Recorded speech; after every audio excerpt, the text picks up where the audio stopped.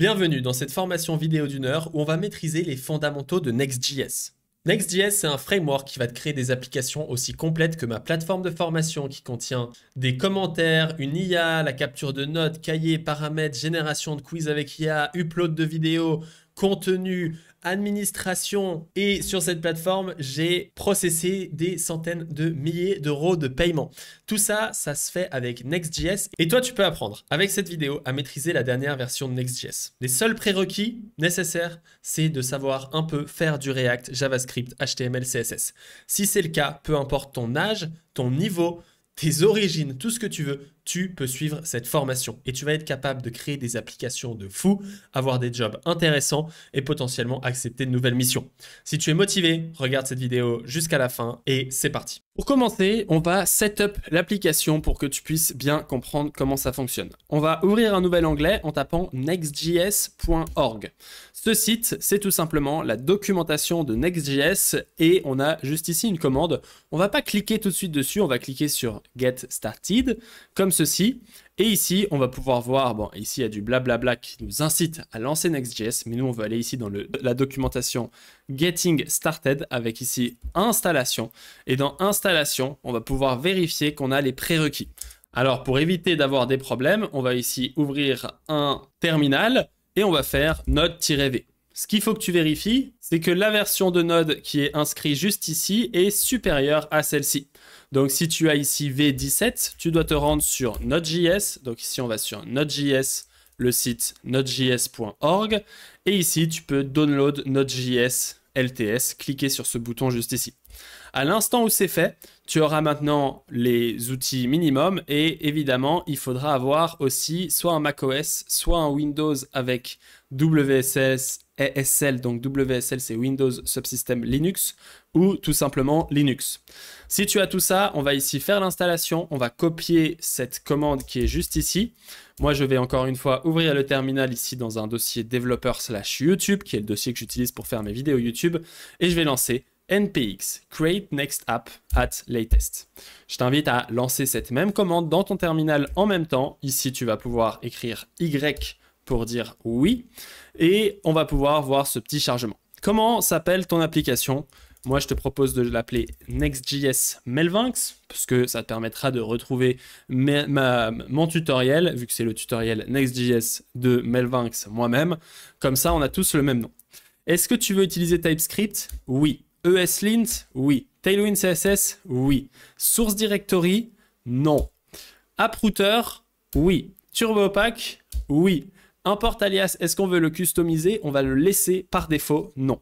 Alors, pendant que ça charge, je vais t'expliquer ce que c'est. TypeScript, c'est tout simplement le langage qui permet d'avoir des types en JavaScript. ESLint, ça va nous permettre d'afficher des erreurs. Tailwind CSS, ça va nous permettre de gérer le style de manière très simple. Source Directory, c'est tout simplement qu'on peut choisir de coder dans le Source Directory ou dans le root folder. Moi, je préfère avoir un Source Directory qui permet de gérer autre chose que les pages. Je te montrerai tout ça. AppRouter, c'est la nouvelle version de Next.js. TurboPack, ça permet d'avoir une application Next.js beaucoup plus rapide. Et est-ce que tu veux customiser le import alias? Par défaut, c'est @/étoile. C'est tout simplement la simplicité d'import. Je te montrerai tout ça. Et donc ici, ça va prendre un petit moment pour installer les bases de l'application. Donc, on a déjà setup l'application. Donc, je vais faire la petite checkbox ici de notre site web qui nous permet de suivre notre progression. Et on va attendre la fin de l'installation. Et tu vois qu'à partir d'un petit moment, ça installe. Ici, ce que tu peux faire si tu es sur macOS, c'est de faire open. Ici, ça va ouvrir le dossier avec les contenus et tu vas pouvoir faire cursor. Donc là, tu vois que j'ai l'autre projet. Donc moi, je vais fermer le projet qu'on utilisera après. Mais pour l'instant, on va ouvrir un nouveau projet. Et donc ici, je vais taper cursor. Ça va ouvrir. Et donc ici, je vais taper cursor. Ça va ouvrir une nouvelle page cursor comme ceci. Alors en fait, j'ouvre cursor, mais je vais plutôt ouvrir VS Code comme ceci, juste pour être sûr qu'on a la même chose. Donc que tu utilises cursor ou VS Code, ça ne change pas grand-chose. Tu vas pouvoir ensuite prendre ton dossier juste ici et tout simplement le drag and drop dans ici cursor, un petit peu dans la page complète. Et ça va ouvrir ton projet. Donc là, je ne sais même plus qu'est-ce que j'ai ici. Donc moi, je vais l'ouvrir dans Cursor. Pourquoi est-ce que je l'ouvre dans Cursor? Parce que j'ai toute ma configuration. Et on va ensuite pouvoir ouvrir en plein écran comme ceci. Et moi, ce que je vais faire pour la vidéo, c'est que je vais ouvrir Chrome avec un utilisateur qui est juste ici. Et je vais prendre ce Chrome, donc ici j'ai Arc qui me permet de te présenter les choses et Chrome que je vais drag and drop juste ici pour avoir la visibilité sur le contenu. Une fois qu'on a ça, moi je vais utiliser le profil screencasting comme ceci et je vais ouvrir le terminal. Pour ouvrir le terminal, mon raccourci c'est commande J. Si tu n'as pas commande J, tu peux faire ici New Terminal. Ok, maintenant qu'on a ça, on va ici lancer npm run dev comme ceci et ça va lancer le serveur. Ici, on va pouvoir copier l'URL qui est juste ici et la mettre dans notre navigateur Chrome.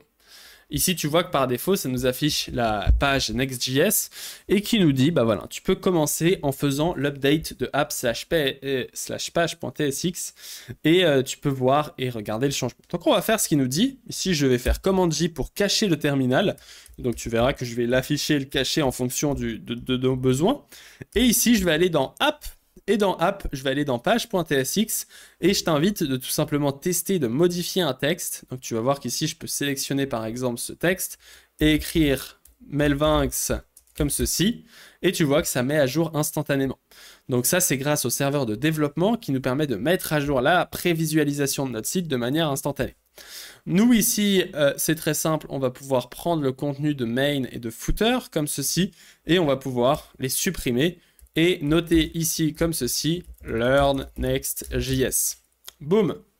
Donc ici, on a notre site et c'est parfait parce que on va pouvoir setup notre repository avec tout ce qu'il faut juste pour qu'on soit tous égales. Et pour ça, je te propose d'utiliser l'outil le plus connu actuellement, c'est ChatCN UI. Et donc, ChatCN UI, ici, on va pouvoir aller dans Documentation. Ici, dans Documentation, quand on clique là, on va pouvoir cliquer sur Next.js et il n'y a qu'une seule commande à installer. Donc ici, c'est pnpm dlx chatcn at latest. Si tu n'utilises pas pnpm, il suffit de choisir npm et de choisir npm juste ici. Alors, moi, ce que je vais faire ici, c'est que je vais faire rm rf comme ceci, node module, et je vais faire rm de package lock.json et je vais utiliser pnpm à la place parce que pnpm me permet de ne pas avoir des kilo-octets de projets sur mon ordinateur et c'est pour ça que j'installe rapidement le projet avec pnpm. Dès que c'est fait, je vais lancer pnpm dlx, mais encore une fois, utilise l'outil que tu veux. Ici, ça va te proposer quelques outils, donc on va choisir neutral et là, ça va créer tes projets comme ceci, tout dans le projet principal. Moi, ce que je te propose de faire pour avoir un code plus clean, c'est ici de créer un dossier source et de mettre lib à l'intérieur de source et de changer component.json ici pour changer les import paths qui sont ici pour faire /source. Et donc ici, exactement comme ceci, on va rajouter /source, /source, /source et /source. Ça va permettre de changer les import paths pour que tout soit dans source. Et ensuite, avec cette commande, je vais pouvoir ajouter des composants. Et donc, je te propose d'ajouter bouton input, carte, text area, alerte, sonneur, comme ceci. Et on va pouvoir lancer cette commande pour installer des composants. Comme tu peux le voir ici, maintenant, on a tous les composants qui sont bien dans le bon dossier. Une fois qu'on a ces composants, on peut juste aller dans le layout juste ici pour rajouter toaster de notre composant. Ça va nous permettre d'afficher des toasts. Ça sera bien pratique pour illustrer certaines choses. Et par la même occasion, ici, on va modifier les petites informations qui sont ici.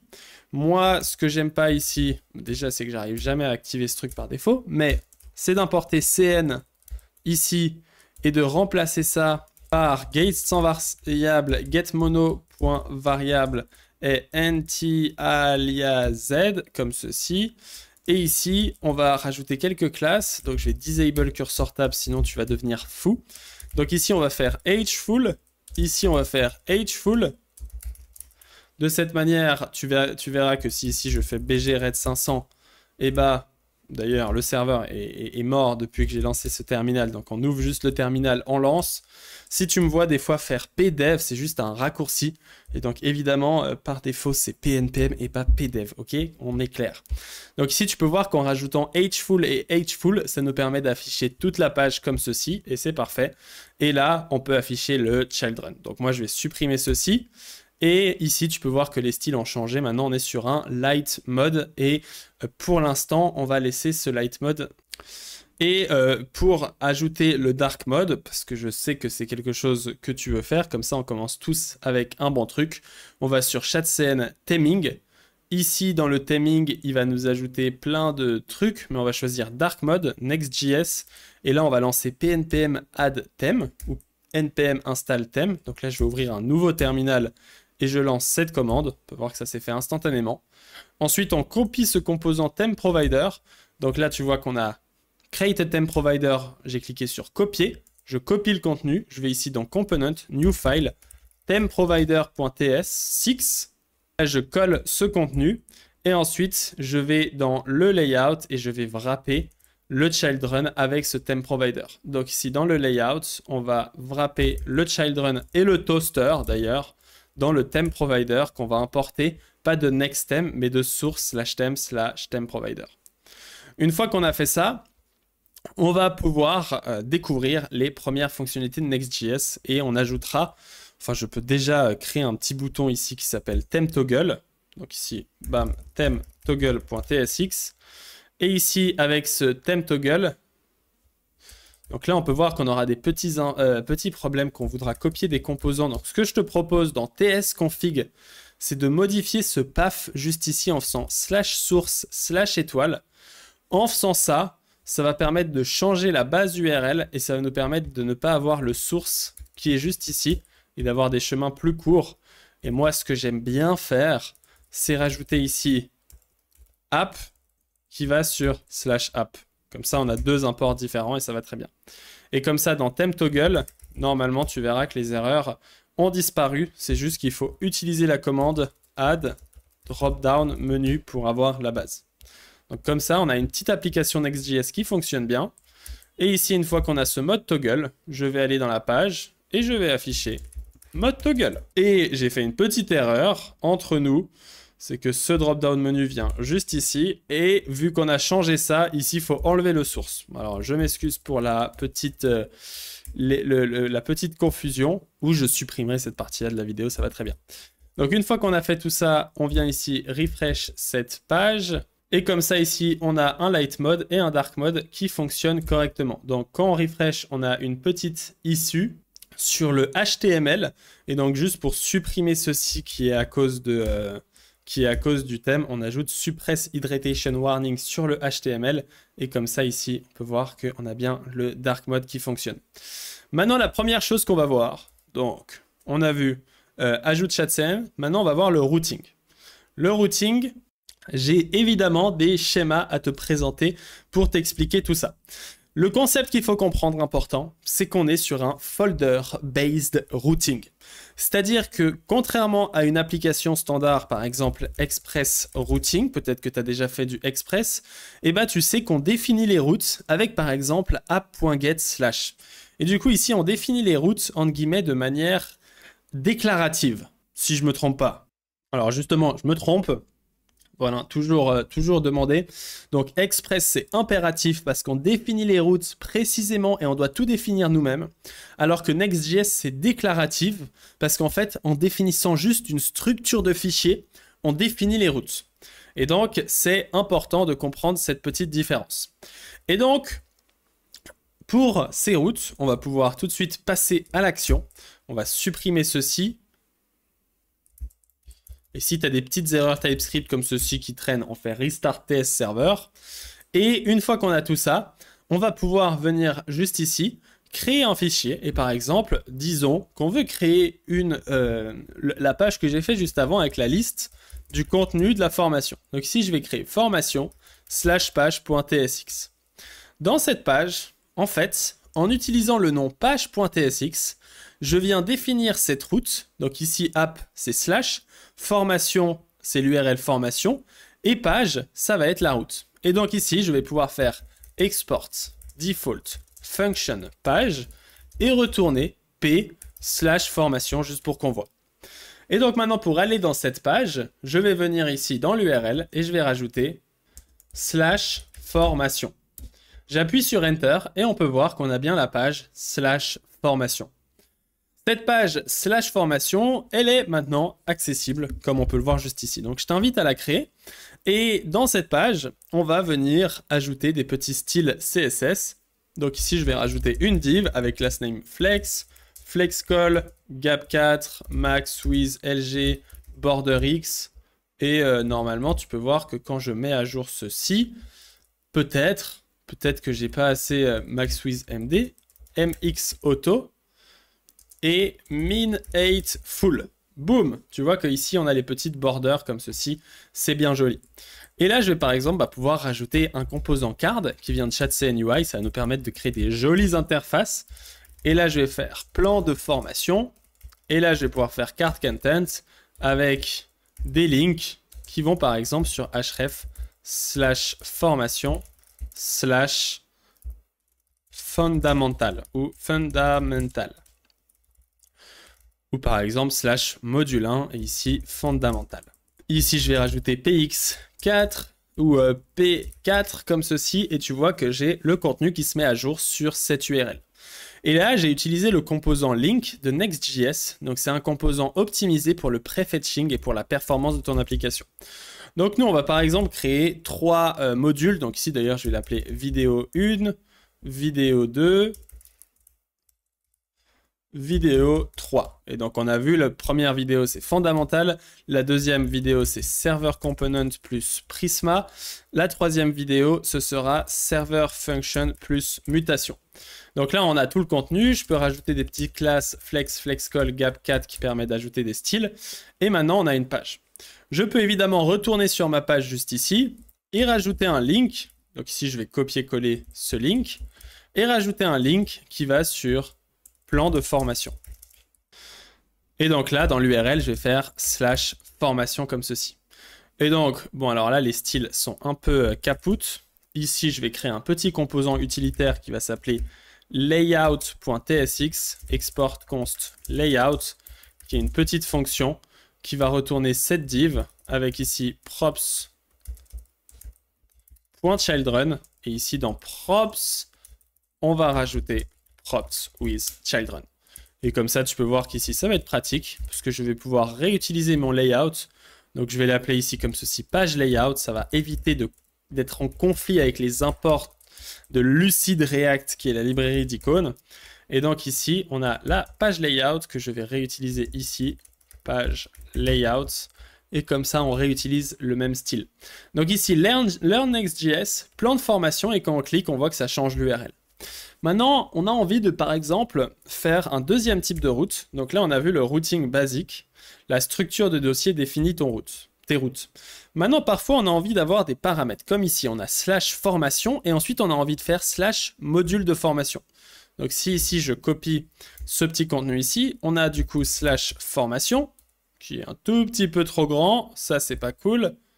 Bam, /formation. Et à côté, on a envie de faire, par exemple, /module 1 pour afficher le contenu du module 1.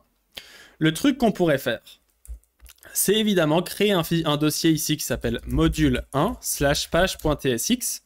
Et ici, je copie cette page, je vais l'appeler module 1. Et ici, on va pouvoir mettre, je vais rajouter juste une petite liste d'éléments. Donc voilà, ici j'ai rajouté une liste, donc écrit n'importe quoi, c'est pas très grave. Et donc là, maintenant, quand je clique sur Fundamental, si je me suis pas trompé dans l'URL, donc ici c'est /vidéo1, pas /module 1. Donc là, quand je clique sur Fundamental, ça m'affiche la page module 1. Et donc là, je serais obligé de créer vidéo 2, comme ceci, pour afficher le module 2, puis modifier le contenu. C'est pas très pratique, parce qu'ici, c'est des données statiques. Donc on va créer un fichier data.typescript, comme ceci. Et puis là, je vais demander, je vais générer comme ceci, create an array of video with inside lesson. Donc je demande rapidement juste à l'IA de me générer juste des données. Donc là, je t'invite à utiliser la même chose ou tout simplement d'aller dans le repository sous la vidéo et de copier le contenu. Donc ici, on a un objet vidéo, donc avec des fausses données, avec title description. Il m'a ajouté title description, je ne l'avais pas demandé.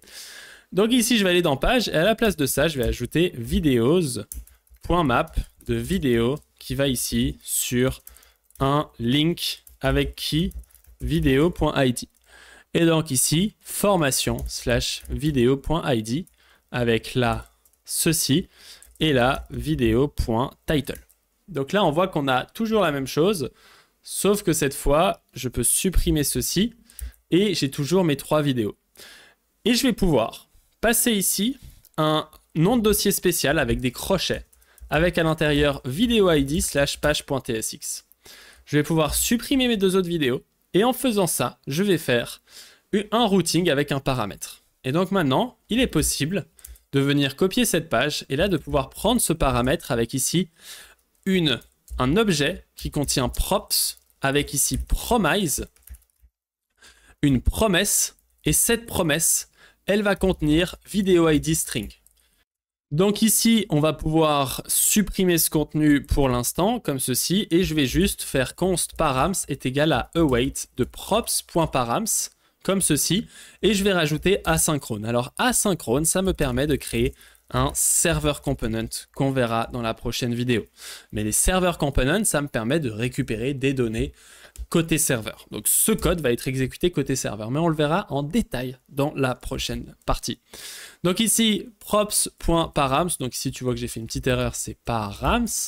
Et là, je vais pouvoir faire tout simplement dans le cart content, je vais afficher un prêt, donc ça permet d'afficher du code, avec ici json.stringify de params nul 2. Donc ça va permettre d'afficher le contenu.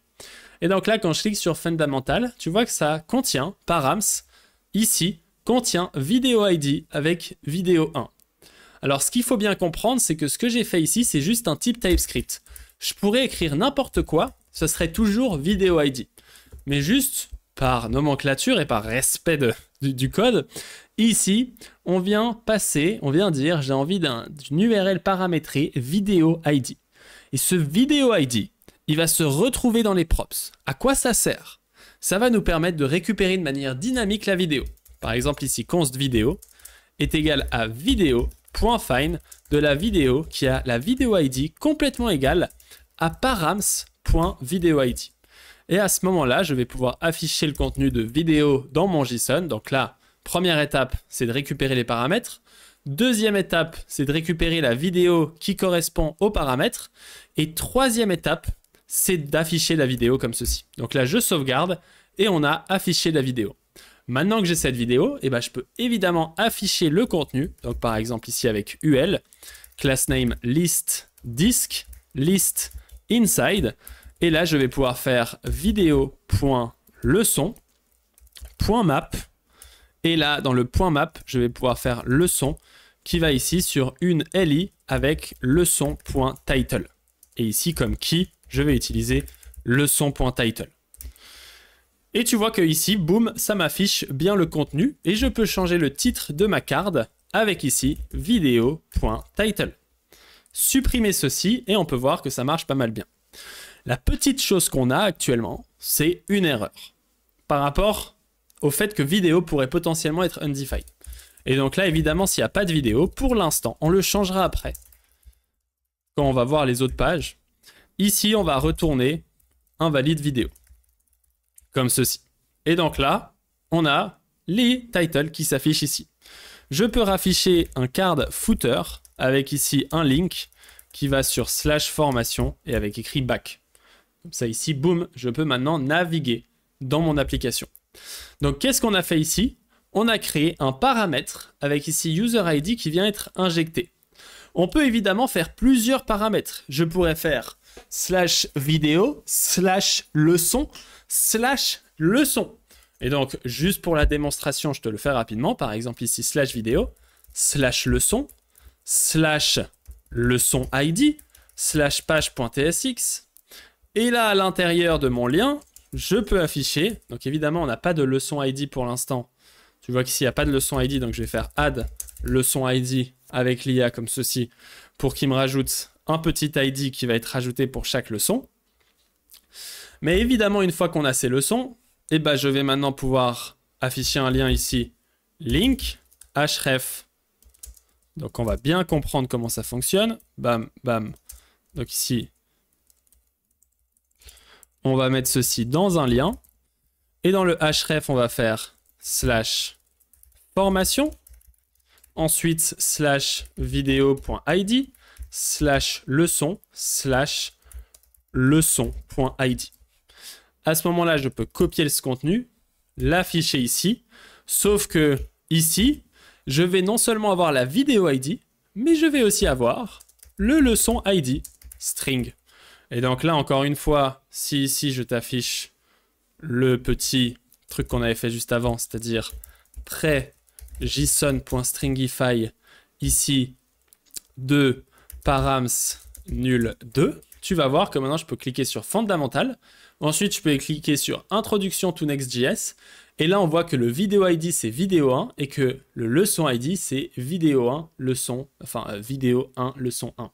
Et on peut voir que c'est exactement ce que contient l'URL, hein, parce que si je t'affiche l'URL juste ici, donc ça, c'est l'URL et ça, c'est le path, on peut voir qu'on a slash formation, slash, je vais t'afficher ça ici, on a slash formation, slash vidéo ID, slash leçon ID. Et donc là, je peux évidemment récupérer la leçon en faisant vidéo.find, vidéo.leçon.find, leçon qui va sur leçon.id, complètement égal à params.leçon.id. Et là, je peux afficher évidemment leçon.title avec un if de la même manière qu'on a fait avant. If, s'il n'y a pas de leçon, on affiche invalide leçon.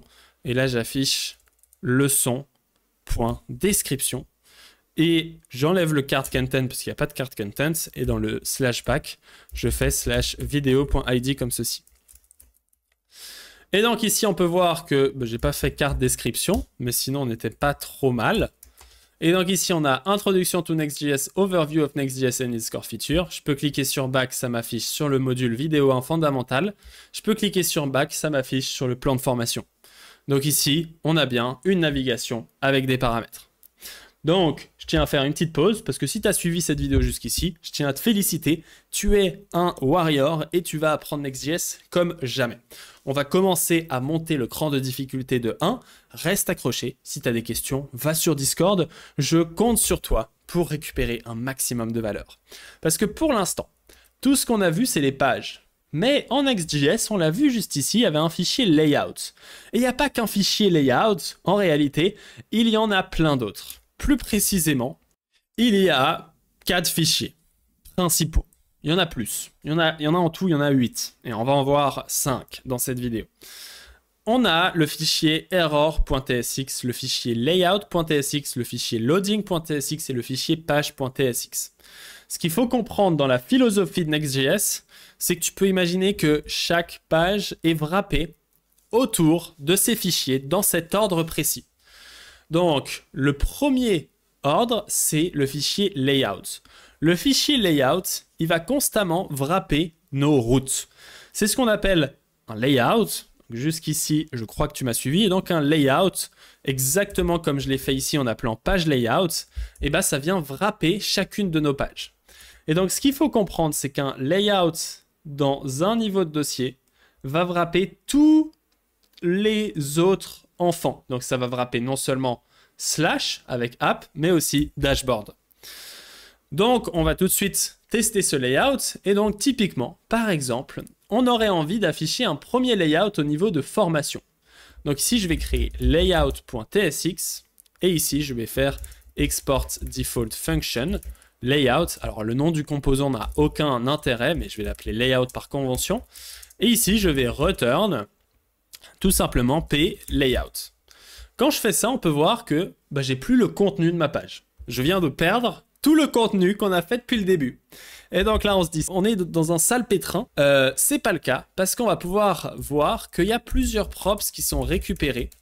Si je fais console.log props, tu vas pouvoir voir ici en cliquant sur inspect. Donc sur Chrome, tu peux faire clic droit, inspect, console. Et dans la console, on peut dégager ce AI assistant et tout ce bullshit. Et on va pouvoir voir ici que dans les params, dans les props qu'on reçoit ici, on reçoit children. Et children, c'est un composant.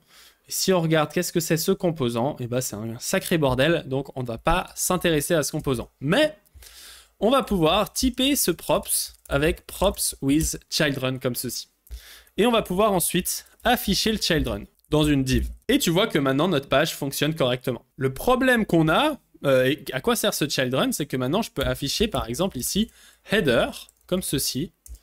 Donc ici on va faire une petite header, et on va faire /formation. Et tu peux voir que maintenant on a ce /formation qui s'apparaît ici, et que toutes les pages, donc même la page /formation, /machin, toutes ces pages affichent le layout. Et donc le layout qui a été placé ici dans /formation va s'appliquer sur toutes les pages qui sont dans le dossier formation. Maintenant, ce qu'on va faire, c'est qu'à la place d'afficher page layout ici, on va l'afficher au niveau du layout. Donc ici, je vais remplacer par page layout. Une fois qu'on a fait ça, bah maintenant tu vois qu'on est sur un truc assez catastrophique. Et donc dans la page, on va pouvoir supprimer le layout parce que maintenant le layout va être placé automatiquement par le composant layout. Donc ici, je supprime chaque layout. Et donc là, on a toujours le même contenu. Et l'avantage que je vais pouvoir faire dans mon layout ici, c'est de ma petite header. Je vais pouvoir lui mettre une classe border bottom, -mx4. Alors ça va permettre d'élargir le composant pour qu'il touche les borders. Mais on va lui faire px4, comme ça il reste aligné au contenu. Padding bottom 2, comme ça c'est magnifique. Et ici, on va pouvoir, dans le contenu, à la place de ce /formation, afficher une sorte de h3 /formation, class name font bold. Et du coup, tu vois qu'ici, on a ce layout. Et on va évidemment, pouvoir remplacer ça par un link. Comme ça, tu sais, on peut toujours retourner sur href /formation. Et donc là, tu vois que quand je clique, boum, ça me ramène sur /formation et que cette page est constamment active grâce à ce layout. Donc ça, c'est le premier composant, layout, qui prend du coup les children. Ce layout, il peut évidemment être placé au niveau de formation, mais je pourrais me dire, j'ai envie d'un deuxième layout au niveau de la vidéo. Et donc là, je crée un deuxième layout, ici, qui va contenir, qui va être au contenu de la formation. Donc maintenant, si je clique ici sur fondamental, tu vas voir qu'on a la formation. Et ici, j'ai /formation /formation ID, vidéo ID. Et donc ici, pour récupérer la vidéo ID, on va faire la même chose qu'avant. Ici, je vais ramasser params promise de vidéo ID string. Et là, je vais faire const params est égal à await de props.params. Et évidemment, on va devoir utiliser A5 si on veut utiliser await. Et ici, je vais pouvoir faire /params.videoID. Et donc là, tu vois qu'on a un double layout avec /formation. Et à l'intérieur, un deuxième layout avec /formation /vidéo1. Nous, on n'a pas envie d'afficher un double contenu étrange comme ceci. Hein. Et donc ici, on va enlever le page layout. On va remplacer ça par une div. Et on peut rajouter, par exemple, exactement comme j'ai fait, une deuxième header. Mais qui va avoir une sorte de... donc ici, on va rajouter margin bottom 2. Comme ça, ou 4. Comme ça, on a /formation /vidéo1 et on peut voir qu'on a ces doubles layouts qui apparaissent. Alors, c'est pas le plus beau. Le but, c'est juste d'apprendre et de voir que maintenant, tu peux voir que ce layout, il s'applique non seulement à la page qui est dans vidéo, mais il s'applique aussi à la leçon. Et c'est pour ça qu'ici, quand j'affiche les leçons, eh ben, j'ai toujours ce layout qui s'affiche. Et ce layout, il pourrait me permettre de venir me rediriger ici, évidemment, sur params /vidéo ID. Et donc, quand on fait ça, quand je clique ici, ça me ramène ici. Quand je clique ici, ça me ramène ici. Donc ça, c'est le premier composant, layout, qu'il faut bien comprendre. Typiquement, à quoi il sert? Ça, c'est la plateforme de formation que tu vas accéder dès que tu iras sur mlv.sh/nextjs. Tu auras accès à Next Full Stack ici, la formation Next.js. Et tu vois que ici, quand je navigue dans ce menu, par exemple ici sur Order, Dashboard, on peut voir que ce layout qui est juste ici reste au même emplacement. Et donc ça, c'est le layout. Et si ici, je vais sur Next Full Stack ici, on peut voir que le layout est toujours là. Et que si ici, je clique sur cette leçon qui va t'expliquer le contenu de cette vidéo avec de la pratique, on peut voir qu'on a ici le layout qui s'affiche ici et que même quand je change de leçon, le layout reste ici. Donc ça, c'est la base. Ensuite, on a le fichier error. Le fichier error, il va permettre d'afficher des erreurs à un certain niveau. Donc, pour te montrer qu'est-ce qui se passe, par exemple, si dans cette leçon, quand il y a invalide leçon, à la place de faire ça, je vais faire throw new error, invalide leçon.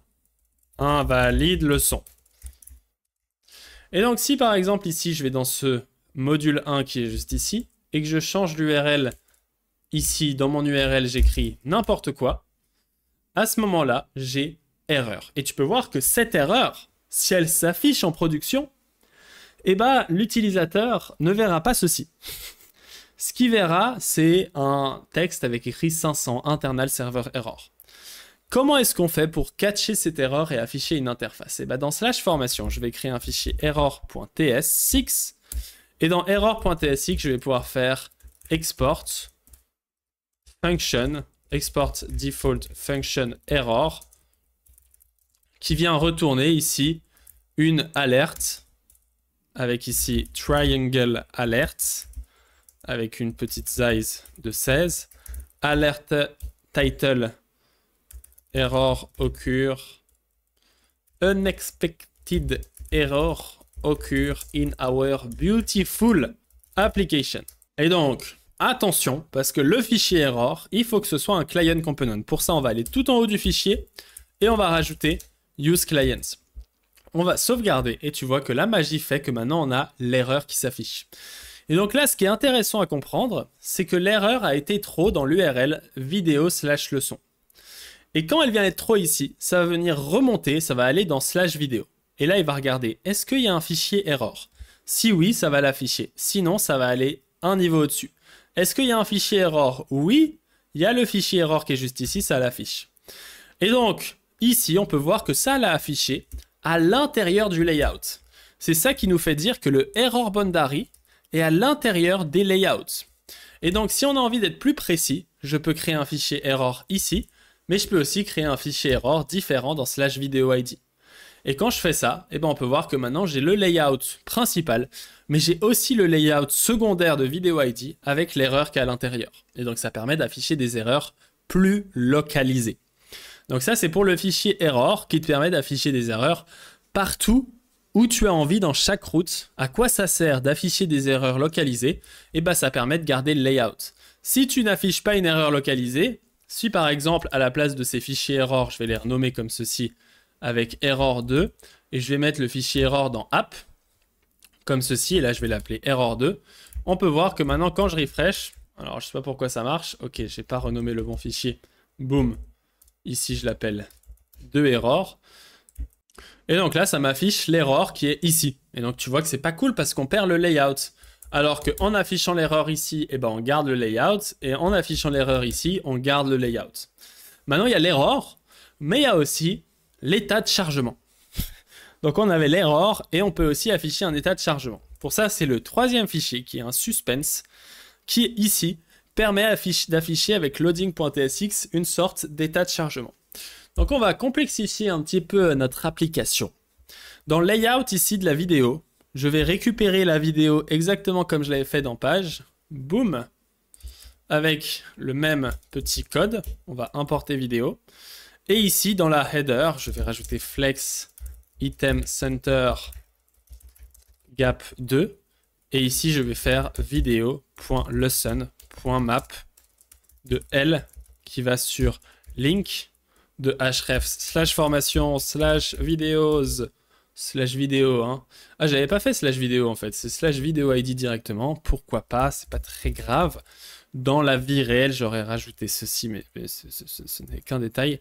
Et ici, je vais faire vidéo, l.title. Et on va renommer ça leçon avant d'avoir un code ultra clean. On va remplacer ça ici par des accolades et on va wrapper tout ceci dans des accolades avec après /leçon /leçon.id. Ensuite, on rajoute qui est égal à leçon.id. Et donc là, on a les deux modules qui sont affichés ici. Je vais rajouter textxs. Comme ça, c'est tout petit. Et évidemment, je vais pouvoir cliquer ici pour que ça refonctionne. Maintenant, imaginons que les pages prennent du temps à charger. Pour simuler un temps qui charge, on peut utiliser await. Donc, imaginons qu'on fait un appel API à je ne sais pas quel service, ok? Await R, donc resolve, qui va sur set timeout de resolve après 1 seconde. Donc là, on affiche resolve. Et donc là, ce qui va se passer, quand je refresh, c'est qu'on peut voir que ça prend 1 seconde à charger. Donc là, ça ne se voit pas trop. Je vais remplacer par 3 secondes. Et je vais copier et ouvrir l'URL dans un autre onglet. 1, 2, 3 secondes pour afficher l'état de chargement. C'est très long et c'est très problématique. Et donc pour améliorer les rapidités de notre application, on va afficher un loader. Donc par exemple ici dans leçon, je vais afficher loading.tsx. Et donc loading.tsx, il va venir wrapper notre route ici et afficher un contenu de chargement quand ça charge.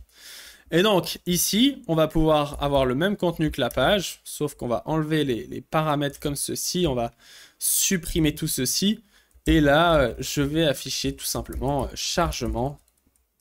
Ou ce qu'on peut faire, qui est assez sympa, c'est d'ajouter un composant ici, skeleton. Donc ici, pnpm, dlx, chatcn, @latest, @skeleton. Ici, on peut afficher un petit skeleton class name. Alors, je ne sais pas si ça va marcher. Wishful. J'ai l'impression qu'il n'est pas fan du concept. Ici, le plus simple, ça va être d'enlever ça et de faire H10. Et ici, H8. Et ici, on va faire un petit bouton back avec ici H10. Non. H8 et with de 16. Comme ceci. Donc là, on affiche un état de chargement. Et maintenant, quand je refresh la page, tu peux voir que ça m'affiche cet état de chargement. Et dès que c'est terminé, ça remplace par le contenu. Et donc, ce composant-là, page, est affiché. Ce composant-là, qu'on va appeler loading d'ailleurs, est affiché pendant que la page charge. Dès que cette page est chargée, ça affiche le contenu comme tu peux le voir ici. Maintenant, loading, de la même manière que error, peut être localisé. Imaginons que la page vidéo prenne aussi du temps à charger. Bon, là, ça devient catastrophique. Notre application est d'une lenteur incommensurable. Donc là, on va dire que cette page prend 1 seconde à charger. Et donc, qu'est-ce qui se passe? En fait, c'est que la page prend 1 seconde à charger. Mais ce qu'il faut faire charger, c'est pas la page. C'est même le layout en soi, ici. Qu'est-ce qui se passe si je fais charger le layout? Bon, c'est pas une bonne idée de faire charger le layout, mais en clair, on pourrait afficher plusieurs chargements. Donc ici, on a le chargement pour la leçon, mais on pourrait aussi avoir le chargement pour la page. Donc ici, je vais juste écrire vidéo ici pour comprendre que c'est un chargement différent. Donc quand je clique ici et que je refresh, alors évidemment, j'ai enlevé le faux chargement, ce qui n'aide pas. Je vais recentrer la caméra sur moi, boum. Et donc ici, je vais rajouter le faux chargement dans la page. Et on peut voir que maintenant, quand je refresh, ça m'affiche le chargement vidéo. Qu'ensuite, quand je clique ici, ça m'affiche le chargement de la leçon. Alors évidemment, là, on a abusé, on va plutôt mettre 500 millisecondes, ce qui peut être plus probable. Et ici, ça m'affiche le chargement. Et comme ça, quand je navigue, ça m'affiche constamment le chargement. De cette manière, on a créé une application plutôt sympa. Plutôt sympa, mais on a encore une page à voir qui est assez intéressante. C'est la page Not Found. Si ici, je vais sur une URL qui n'existe pas. Donc dans le layout, ici, je vais rajouter une 4e URL qui va s'appeler 404. Et ici, qui va nous retourner sur leçon/404. Là, maintenant, on a un bouton 404 et quand on affiche ici, on a une erreur. Le problème, c'est que ce composant erreur, il n'est pas précis. Il n'est pas précis, il nous dit qu'il y a une erreur. Et aussi, il ne nous donne pas le statut qu'on veut. Le statut qu'on veut dans la network, quand on arrive sur cette page, c'est une 404. En l'occurrence, on a une 200. Donc, on va rajouter ici, à la place de throw error, on va appeler not found.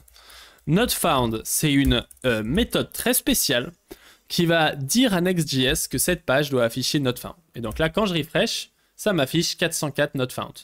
Mais bon, entre nous, c'est pas cool d'avoir cette page Next.js par défaut. Et donc, on va rajouter une page ici, notfound.tsx. Dans cette page, je vais pouvoir faire comme loading, retourner ici un contenu, sauf qu'on va afficher card title 404, card description. Et donc là, de la même manière que la page, je peux récupérer les paramètres. Donc ici, je vais refactor avec ici not found. Et je vais récupérer les params. Et de cette manière, je peux faire leçon with id params.leçonid not found. Et donc là, sous vos yeux ébahis, quand je refresh, ça ne marche pas. Parce que params.leçonid n'existe pas. Alors, est-ce que je suis devenu fou? Console.log params. Qu'est-ce qu'il y a dans params, les amis? Dans params, il y a undefined. Oh là là, on ne peut pas récupérer les params dans not found. Ok. Autant pour moi, les amis, on ne peut pas récupérer les params dans not found. Donc, leçon not found. Et là, quand je refresh, Boum, ça nous affiche le son not found. Et si ça, c'est pas beau, je ne sais pas ce qui est beau. Ok, je suis un fan de cette gestion des pages simple et minimalistique comme on les aime. Back to / formation. Et donc là, on a 404 leçons not found et on peut retourner sur formation. Ce not found, je peux l'afficher dans leçon. Je peux aussi l'afficher dans vidéo avec 404 vidéo not found. Et ici, dans la page qui est juste ici, je peux rajouter une 5e vidéo qui va s'appeler 404. Boum. Ici, on va afficher 404. Et donc là, ce qui est intéressant, c'est qu'on va avoir le layout qui ne fonctionne pas. Et donc, ça nous affiche invalide vidéo. Pourquoi ça nous affiche invalide vidéo? Parce que dans le layout, on a affiché ici invalide vidéo. Donc moi, je vais retourner not found. Le problème, c'est que le not found, qui est dans vidéo, n'est que catché si la page fait une erreur. Pourquoi? Parce que, évidemment, je ne l'ai pas affiché ici, mais en gros, le not found, il est à l'intérieur du layout. Étant donné qu'il est à l'intérieur du layout, quand le layout appelle not found, eh ben, il va chercher un not found qui est parent. Et donc ce not found, il va que être trigger par les enfants, donc tout ce qui est leçon et page. Mais le layout, c'est entre guillemets supérieur au not found. Et donc le not found ici doit être affiché carrément dans formation. Oui. 404 page not found. Et donc quand je fais ça et que je refresh, boum, ça m'affiche la 404 de la vidéo. Et ça, c'est d'une puissance assez incroyable. Et donc ça, c'est parce que ici, on affiche ça comme ça. Ce que moi, je ferais, idéalement, dans ce cas-là, c'est de rajouter /vidéo dans l'URL. Donc, /vidéo /blablabla. OK. Donc ici, évidemment, on est sur une 404 parce qu'il va falloir changer toutes les URL en faisant /formation /vidéo. Donc ici, on change les URL. Ici, on change les URL. Évidemment, dans vidéo, dans la page, on doit changer l'URL ici avec /vidéo. Et dans le layout, on doit changer l'URL /vidéo. Et ici, on doit changer l'URL /vidéo. Et là, on change l'URL /vidéo. Et dans le layout, on change ici /vidéo. Et donc, j'ai mis un S à vidéo. Donc, en plus, là, je suis un troll ultime. Donc là, je sélectionne vidéo. Je le fais une recherche globale de vidéo. Et je viens dans sa face le transformer avec un S. C'est pas avec moi que tu vas gagner, ok? Bref. Donc ici, maintenant, on peut voir que l'URL, elle a changé et que quand je clique ici, ça fonctionne. Il y a le chargement, etc. L'avantage de faire tout ça avec ce /vidéo, c'est que je peux maintenant afficher un not found dans la route /vidéo. Et cette route /vidéo, elle wrap /vidéo. Et donc, le layout ici va évidemment être catché par ce not found. Et donc ici, je peux écrire vidéo not found.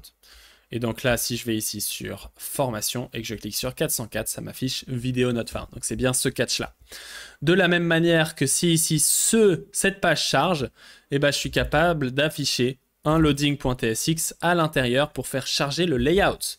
Et donc là, je pourrais typiquement copier le layout avec ce loading qui va loader, qui va être le chargement de la page. Il va ici afficher un skeleton en haut avec class name with 24 8 10 et ici un skeleton ici. Et donc là maintenant, si le layout lui-même charge, il va aussi être catché. Donc là, comme ça, on est sûr que tu as tout compris. Ok, donc là, quand je clique ici, boum, là, tu vois qu'on a le loading du layout. Ensuite, la page charge.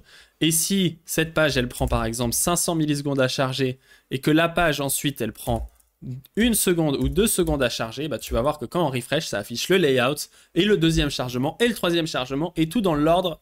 Donc, tout qui est bien, qui finit bien. Donc ici, on a vu pas mal de choses. On a vu le routing, on a vraiment vu le routing en détail. Et maintenant, on a les pages statiques et les pages dynamiques. Alors ça, c'est juste un point important qu'il faut qu'on voit ensemble. C'est que ici, vu que les données sont statiques, on a envie parfois de vouloir dire, bah tu sais quoi, tu vas pouvoir générer les pages de manière statique. Par exemple, si tu veux créer un blog, vu que toutes les données ici sont dans cette page. Et bah ces pages ici n'ont pas besoin d'être dynamiques. Problème, quand ici je fais pbuild ou npm run build ou pnpm run build, et bah tu vas voir que par défaut, les pages, parce qu'on utilise les paramètres dans l'URL comme on l'a fait juste ici, elles ne vont pas être statiques. Bon alors là j'ai un console.log qui est pas trop, je sais pas trop où, voilà, qu'on va dégager, ça nous affiche des trucs, mais tu peux voir que ici ça génère les pages avec les URL. Donc ça c'est ce qu'on appelle, quand tu vois ce F, c'est dynamique, Server Rendered on Demand. Nous on a envie de les afficher de manière statique. Par exemple si tu crées un blog. Pour faire ça, il va falloir utiliser une super méthode qui est generate static params. Boum, on ouvre la documentation. Pourquoi? Parce que je n'arrive jamais à écrire ce code du premier coup. Donc ici, generate static params, ça va retourner la liste des params possibles. Donc on va copier cette URL. Et pour vidéo, qui est juste ici, on va aller ici dans la page. Et là, on voit qu'on récupère des params. Et on va pouvoir définir la liste des params possibles. Quelle est la liste des params possibles? Et bah, pour faire ça, on va récupérer vidéo. Const videos est égal à videos. On peut imaginer qu'on fetch les vidéos quelque part, ok? Et ensuite, ici, on va pouvoir retourner vidéo.map de vidéo qui va ici sur videoid vidéo.id. Et donc là, on vient dire tous les paramètres possibles pour cette page, c'est ces paramètres-là. Si ici, je console log le résultat, const result return result console.log result, et que ici je lance évidemment mon super serveur de la muerte et que je refresh, on peut voir que cette route va être appelée et que ça va appeler vidéo 1, vidéo 2, vidéo 3. Donc ça va définir toutes les URL possibles. En faisant ça, si je fais maintenant pnpm run build, tu vois la commande qui est vraiment effectuée, c'est ça. Et ben on peut voir que ça va aller assez vite et que cette fois, ça a généré des pre-rendered as static HTML. Use generate static params. Et donc là, tu vois que ça a généré /formation /vidéo id 1, /formation /vidéo id 2, /formation /vidéo 3. Donc là, on a les 3 vidéos. Maintenant, on a aussi envie que les leçons soient pré-renderées. Et donc pour ça, on va non seulement afficher ça ici, mais on va aussi afficher toutes les options possibles ici. Par exemple, pour ton blog, les commentaires. Et donc là, on va devoir faire vidéo.map. Et à l'intérieur de vidéo.map, on va faire flatMap. Et ici, on va faire const params est égal à vidéo.leçon.map leçon qui retourne vidéo.id vidéo.id leçon. Donc ici, j'ai fait une erreur. Leçon.id. Et là, on return params. Et là, je console.log result. Et tu vas voir que ici, il va se passer un truc formidable quand je vais sur cette magnifique URL. Et que je vais par exemple ici et ensuite, bon là on a des loaders de l'enfer qu'il faut que je supprime. Mais là on voit que ça a généré tous les types d'options. Vidéo 1 avec vidéo 1 leçon 1, vidéo 2 avec vidéo 2 leçon 2, etc. Et donc en faisant ça, avec ces generate static params, maintenant quand je fais pbuild, donc quand j'essaie de lancer l'application, la builder, tu vas voir que ça va générer toutes les pages de manière statique. Et donc pour être sûr de chez sûr, on peut faire export cons dynamique est égal à force statique, si je me trompe pas.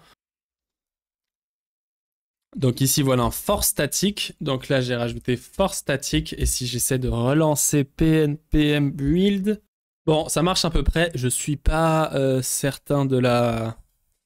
j'ai fait une grosse erreur, c'est pas leçon, c'est leçon ID. Ok, depuis avant, je suis en train de penser que j'ai échoué dans mon explication et que Next.js est pas assez malin pour comprendre l'histoire, mais j'ai juste fait une grosse erreur. Donc là, tu vois que ça va générer 15 fichiers statiques et on voit qu'ici, ça a généré, si j'enlève ça, toutes les leçons avec tous les paths, etc. et ça a généré tout en statique.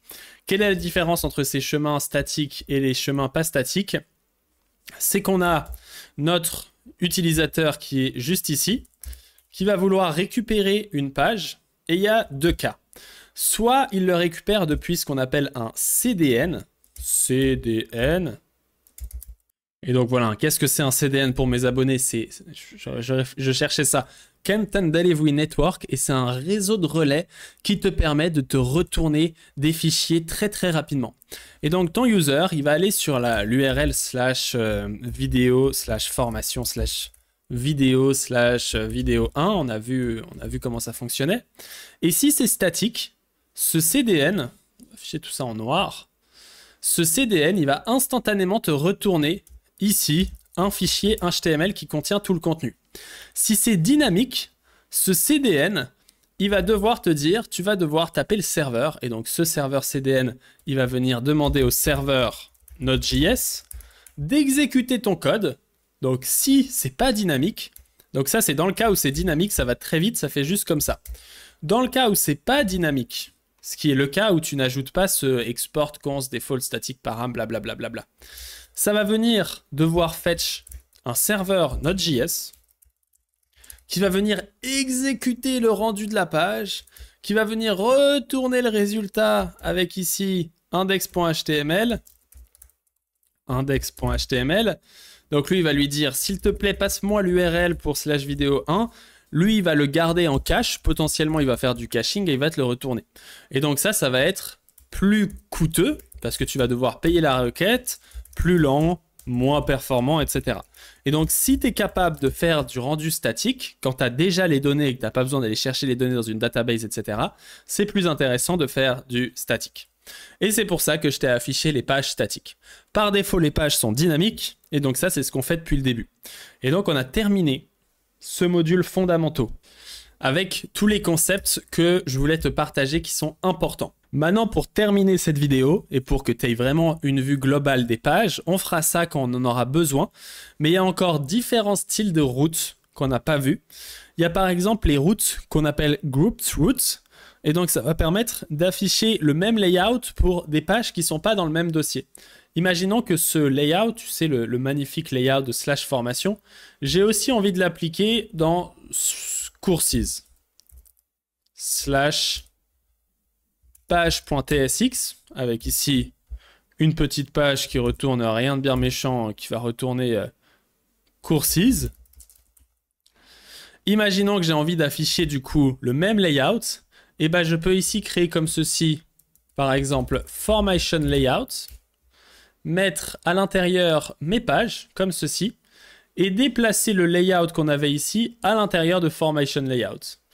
Et à l'instant où je fais ça, en fait, ce layout, il va s'appliquer à ce qu'on appelle ce groupe de routes.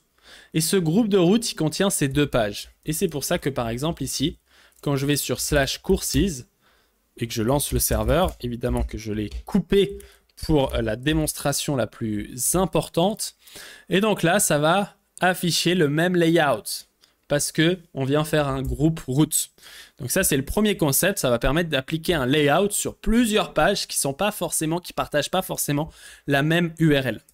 On a les parallèles routes qui sont très compliquées et les intercepting routes qui sont très compliquées. On le verra rapidement quand on fait ça. On a aussi des métadatas. Et donc, les métadatas, c'est assez intéressant. C'est imaginons que ici, dans ma petite page vidéo, c'est assez dommage parce que le nom de l'URL, c'est Create Next App. Alors que quand je vais dans Formation, j'aimerais bien avoir un nom de l'URL qui correspond à ce que j'ai dans le contenu. Pour faire ça, je peux aller ici dans Page et ajouter Export Const Metadata en minuscule, qui est de type Metadata et qui retourne Title, plan de formation. Quand je sauvegarde, on peut voir que le title ici, alors je peux pas... Et qu'est-ce que tu fais? Hop là. On peut voir que le title, c'est plan de formation. Je peux rajouter évidemment d'autres trucs comme la description, blablabla, etc. Donc ici, tu as tous les trucs SEO classiques pour toutes les métadatas. Maintenant, comment est-ce que je fais quand j'ai envie de cliquer sur une vidéo et d'afficher le nom de la vidéo dans le titre? Et là, ça devient du challenge. Et donc pour faire ça, dans la page vidéo, on a Generate Static Param et on peut aussi faire Export Const Generate Metadata, qui est une fonction qui retourne une promise. Ouh là là, qu'est-ce que je suis en train de faire? Qui retourne une promise de metadata et ici, qui prend en paramètre les mêmes types. Donc ici, ce que je peux faire, c'est prendre ce type l'extraire et faire export type page props, bam. Donc là, tchac, tchac, tchac, tchac, on dégage tout ça. Là, je fais props, page props. Ici, dans mes métadatas, je fais props, page props. Alors là, évidemment, j'ai fait n'importe quoi. Je m'en excuse. Et donc ici, on vient utiliser page props et ici, props, page props. Et là, on peut tout simplement récupérer les props à l'intérieur de notre metadata, transformer la fonction en asynchrone évidemment. Et ici, je peux retourner par exemple title, vidéo. Ici, je vais afficher un magnifique dot, vidéo.title. Et à ce moment-là, on peut voir que dans vidéo, on a le titre de la vidéo. Donc je vais juste enlever tous mes loaders avec mes new promise ici qui rendent l'application infâme à utiliser. N'ajoutez pas des faux loaders dans vos applications, ça n'a aucun sens. Uniquement pour apprendre. Et donc ici, j'ai rajouté des métadatas dans ma page. Je peux faire la même chose avec la leçon en allant ici dans la page et en faisant ceci. Évidemment, page props, je le copie. J'ajoute et je le remplace par page props. Je remplace ça par page props. J'importe metadata. Et là, je peux faire la même chose qu'on avait ici. D'ailleurs, ici, je peux aussi appeler notefound. Et on peut faire la même chose ici et retourner, par exemple, title, vidéo. Ou juste, par exemple, on va faire vidéo.title. Et ici, je vais afficher dot. leçon.title. Et comme ça, tu peux voir que maintenant dans l'URL qu'on a juste ici, on a vidéo fondamentale. Quand je clique ici, on a maintenant fondamentale introduction et donc on génère des métadatas de manière dynamique. Donc ça, c'est pour les petits métadatas qu'on peut générer de manière dynamique et on peut aussi utiliser les fichiers Open Graph et Twitter Images pour afficher des OG Images. Ça, c'est pour cette première partie de formation. Maintenant, il est temps de pratiquer, si tu n'as pas encore pratiqué, pour aller sur mlv.sh/nextjs. Et dès que tu es prêt, prépare-toi, parce qu'on va commencer à faire des choses compliquées avec la partie 2, Server Component plus Database. À tout de suite. Alors, je ne sais pas si tu savais, mais vous êtes près de 66% à ne pas être abonné. Donc, si toi, actuellement, tu n'es pas abonné, sache qu'en t'abonnant, je vais t'offrir plus de vidéos, plus de qualité dans les vidéos et plus de vidéos que tu veux. Tu as juste à commenter et à me dire les vidéos que tu veux et je les ferai pour toi. Ça prend 2 secondes et en plus, quand tu cliques sur le bouton s'abonner juste en dessous de cette vidéo, il y a une animation trop stylée. Donc, je t'invite tout de suite à cliquer sur s'abonner. C'est vraiment le meilleur moyen de me soutenir et de soutenir mon ego afin de voir ce nombre augmenter.